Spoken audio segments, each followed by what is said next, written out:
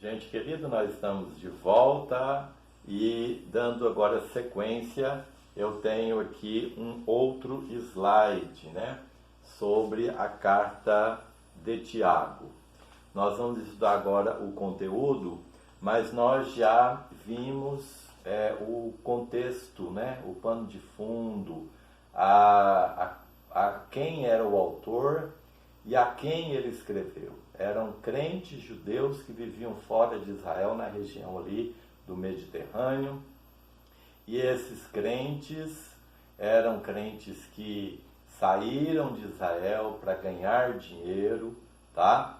Para fazer negócio, e eles tinham uma vida assim meio que relaxada. E Tiago está escrevendo para esses cristãos judeus que viviam fora de Israel. Então, o que ele vai dizer aqui? Nós temos aqui o conteúdo, né? Bom, ele vai abordar um tema sobre a riqueza, correto? Ele vai falar lá, olha, vocês se tornaram ricos porque vocês estão oprimindo seus empregados, vocês estão deixando de pagar o salário deles, tá? Vocês estão usando o dinheiro, que é o salário dos empregados, para movimentação de caixa e fazer com que dê mais lucro a vocês. Cuidado, Deus está vendo isso, tá? Eu quero até aqui dar uma pausa e fazer uma pergunta. Você, quando leu Tiago e disse aí, vós ricos, né? Aquela passagem de Tiago lá que faz uma exortação aos ricos, você achavam que era ricos não crentes? Tá? Eu tenho encontrado pessoas que achavam que era, né? Na verdade, eram crentes. Tá? É uma carta dirigida a crentes, ok? Então, a palavra de Deus está se dirigindo aqui com uma repreensão para com pessoas que creem, ok? Bom, eles eram uma parte da igreja lá fora de Israel, que eram ricos e que dava mais atenção aos ricos nas suas reuniões, né? Porque os lugares mais próximos do altar ali, vamos dizer, né, do púlpito, era concedido a pessoas ricas, enquanto que os pobres da igreja, eles não eram prestigiados, correto? E eles também, ao saírem para fazer negócio, eles não consideravam a vontade de Deus, porque ao invés de dizer, olha, se Deus quiser, nós vamos realizar aqui um projeto financeiro, um projeto econômico, né? Porque os judeus, eles saíram de Israel e se tornaram banqueiros, né? A gente sabe que na Europa, os crentes da igreja, eles eram proibidos de emprestar dinheiro a juros, e os judeus não estavam nem aí para isso, né? Então, eles se tornaram banqueiros, alfaiates, eles se tornaram pedreiros. Por quê? Porque não precisava assim também de tantos equipamentos, né? Uma bolsa pequena, eles conseguiam levar ali as suas ferramentas, e eles têm uma tendência muito grande para fazer negócio e ganhavam muito dinheiro. Mas só que muitas vezes nesses projetos, em detrimento da vida espiritual, eles ganhavam a vida material, mas podiam perder a vida espiritual, né? E nenhum ganho material ele pode compensar as perdas espirituais. Jamais esqueça disso, viu, meu querido irmão? Muito bem. Então, Tiago vai falar da riqueza, né, e do mal que ela pode acontecer. Jesus, ele disse, ninguém pode servir a dois senhores, ou há de agradar a um e aborrecer o outro, né? E quando Jesus disse isso, que um homem não pode servir a Deus e a Mamon, os fariseus sorriam sorriram dele, porque eram ricos e eram ao mesmo tempo religiosos. Uma coisa é ser religioso e ser rico, ok, mas ser espiritual e ser rico é possível? É possível, mas nós não podemos prejudicar a vida espiritual em detrimento, ganhar a vida material em detrimento da vida espiritual. Fica aqui um alerta. Tiago vai relembrar esse ensino de Jesus e vai falar com esses cristãos judeus que viviam fora e que viviam dessa forma aí.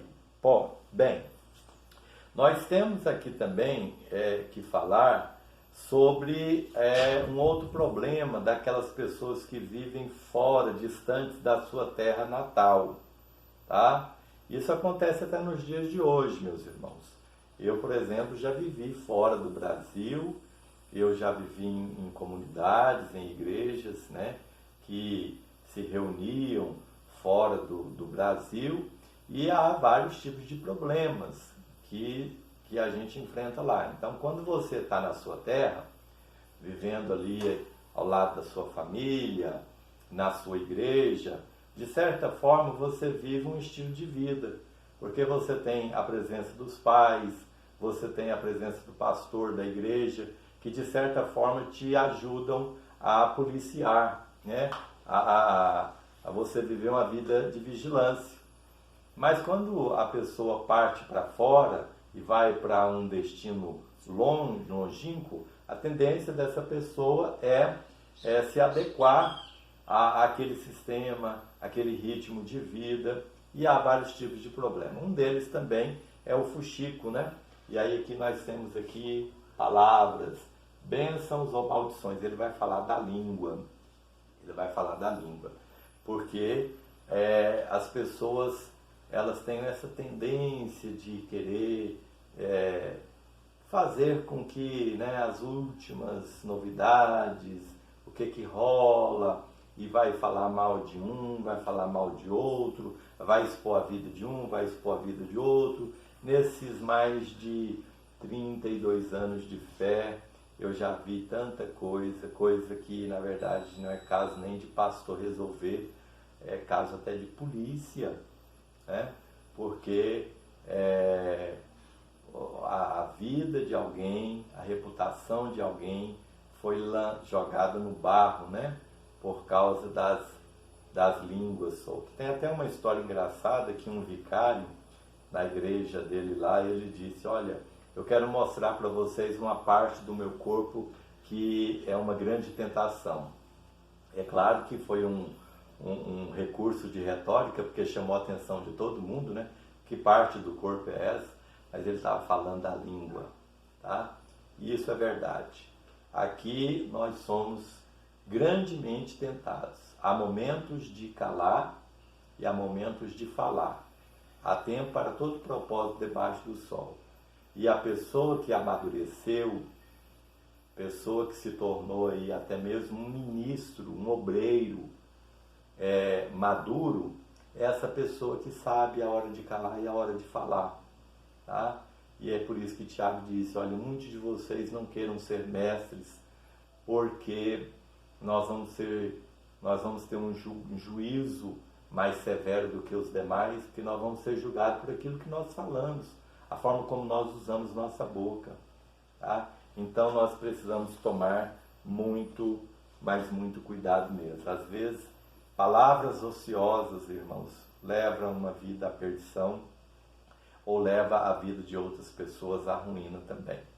Uma mulher, uma certa vez, ela foi confessar, e ali ela revelou que era fofoqueira. E aí o padre disse para ela, é uma história, né? Mas ela serve como ilustração, disse para ela depenar 2 galinhas, e ela pegou aquelas penas e levou lá para ele, e ele disse: olha, agora você vai pegar essas penas e vai soltar o vento, né, na cidade, no lugar mais alto da cidade, que no dia que estiver ventando você. Aí ela fez isso, as penas obviamente espalhou, né, e voltou lá, e ele disse bom, agora você vai ter que colher todas as penas. Ela disse, isso é impossível. Ele disse, todas as suas fofocas e os seus comentários, eles não podem voltar atrás. Então, que nós possamos tomar muito cuidado com o que nós falamos, ok? Bom, Tiago vai falar de um outro problema que é o mundo, certo? A popularidade, às vezes, acontece na vida de uma moça, de um rapaz crente, de um pastor, né? E ele se tornar tão popular que ele acha que as pessoas o amam, o mundo o ama. A gente tem exemplos aí no mundo da música, né? Americana, de duas pessoas, homem e outro mulher, que saíram do coral das igrejas e foram cantar músicas, né, secular, e eles morreram até com uso de drogas, né? Você sabe de quem eu estou falando? Eu acho que você deve lembrar de Elvis Presley e Whitney Houston, né? Duas pessoas talentosas dentro da igreja que se tornaram popular no mundo, amaram o mundo e morreram como usuário de drogas, né? Usuários de drogas. Então, o mundo é um perigo, irmãos.